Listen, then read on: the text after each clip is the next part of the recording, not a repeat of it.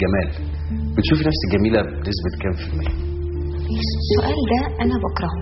ليه؟ يعني واحد بيتغزل بنفسه يعني. انا بلاقي نفسي 100% يعني مش معقول.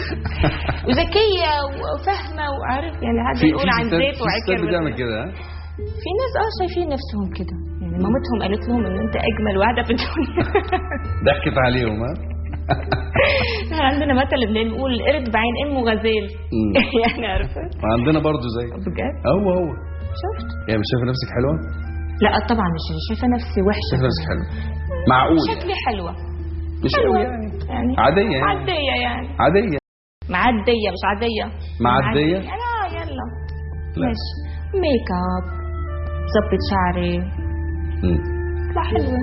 جمالك بيعمل مشاكل؟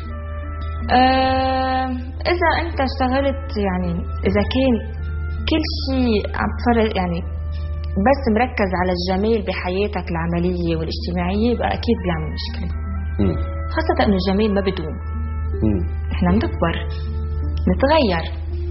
حتى اوقات الموضه بتتغير. يعني اذا بتشوف صورتي انا من مثلا 15 سنه يا رب تنجينا. يعني انا بانه الحواجب الرفيعه والميك اب اللي هو يا مين دي. يعني عارف. بس الستات دايما لما بيجي عليهم علامات مثلا العجز او ما بيكبروا شويه يبتدوا يعملوا عمليات تجميل. تمام. للاسف بوظوا اكتر نفسهم. لا ده موضوع تاني اكلمك فيه. دلوقتي انت لو اضطريتي بعد كده لقيتي تجاعيد والحاجات اللي بتطلع عشان السن العوامل الطبيعيه يعني طبعا هتيجي برضو تشدي وتعملي الحاجات دي. بص ممكن اعمل حاجات اللي هي رتوش. بس انه انا حاطه في دماغي انا عمري 60 سنه هبقى 30 لا ما يحصلش. اني اشد وببقى ناسيه مناخيري بقت فين من كتر الشد والبق عامل كده. لا مش هعمل كده عشان انا بشوف ناس وبشوفهم ان هم بقول يا حرام عملوا. انا بحب اخد ادوار كممثله ابقى مثلا ماما بعدين تيتا لو حصل يعني. لا لكن لحد دلوقتي ما لجأتيش للموضوع ده؟ لا الحمد لله. ولا يعني حاجات مش محتاجه. لا هقول لك ليه. عشان في موضوع الدارج دلوقتي البوتوكس. تروح مثلا تشوف واحده عامله بوتوكس تلاقي حاجبها ده غير ده. اولا يعني عارف. بعدين يعني تبص لها كده عامله كده ده حاجبها وده حاجب واحده صاحبتها. فبتقول لها اوكي عملت بوتوكس الدكتور مثلا شكل ابره في مكان اوكي. بعدين مع تسال اكتر عن الموضوع بقول لك انه هيبقى وشك عامل كده.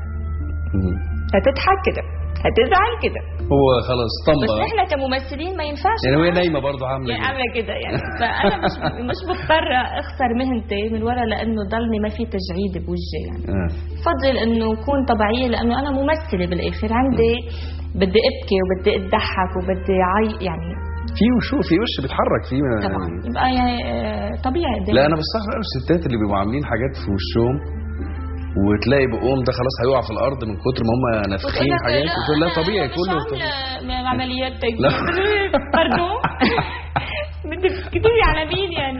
اوكي انت لازم تكون لذيذ قدامها مش عايز تفضحها يعني. تقول لها اوكي بس بيبان وهنا هي خضرة وهي حاطه لانسز يعني انه ده باين يعني. دي عيني تقول لك برضه دي عيني مش فاهمه.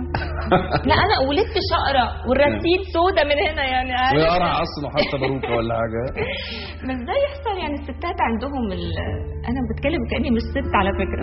شفت انه عندي الافكار لا بس الستات بتحب انه هي تبقى يعني شكلها حلو ده طبيعي يعني. ما بتحبش تتكلم قوي لا عن سنها ولا عن عمليات تجميل عاده.